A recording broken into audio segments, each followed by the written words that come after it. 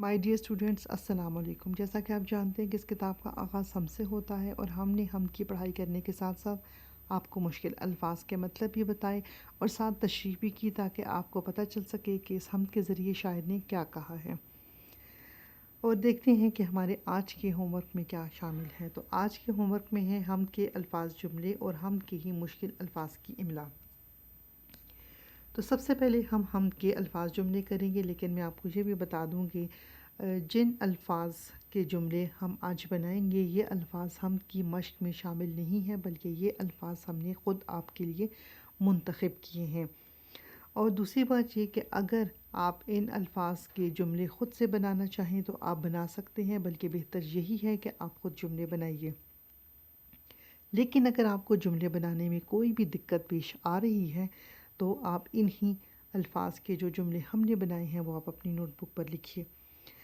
لیکن اگر آپ خود سے جملے بنانا چاہیں تو آپ نے صرف اس بات کا خیال رکھنا ہے کہ آپ جو جملے بنائیں اس میں آپ املا کے نہایت سادہ الفاظ استعمال کریں، اور وہ الفاظ آسان ہونے کے ساتھ ساتھ بامقصد بھی ہوں اور جملہ مختصر بھی ہو۔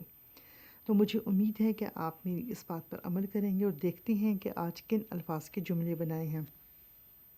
جو سب سے پہلا لفظ ہے وہ ہے وہم۔ وہم کا کوئی علاج نہیں ہے۔ دوسرا لفظ ہے میدان۔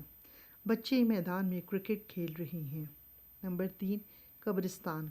رات کے وقت قبرستان میں سناٹا ہوتا ہے۔ سناٹا کہتے ہیں خاموشی، اور بالکل خاموشی جس میں کسی کے چلنے پھرنے کی آواز تک نہ ہو۔ نمبر 4، سمندر۔ سمندر کا پانی نمکین ہوتا ہے۔ نمبر 5، اجالے۔ دن کے اجالے میں اللہ کی قدرت صاف نظر آتی ہے۔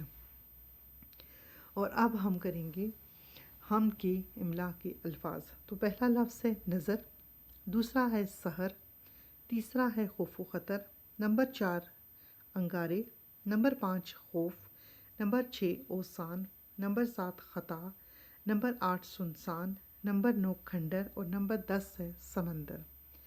ان الفاظ کی آپ بار بار مشق کریں گے تو کوئی مشکل نہیں کہ آپ کو یہ الفاظ آسانی کے ساتھ لکھنے آ جائیں گی۔ تو آپ باقاعدگی سے اپنا ہوم ورک کرتے رہیے، اس کے امیجز ہمیں بھیجتے رہیے۔ مجھے امید ہے کہ ہماری ہدایات پر آپ ضرور عمل کریں گے۔ بہت شکریہ۔ اللہ حافظ۔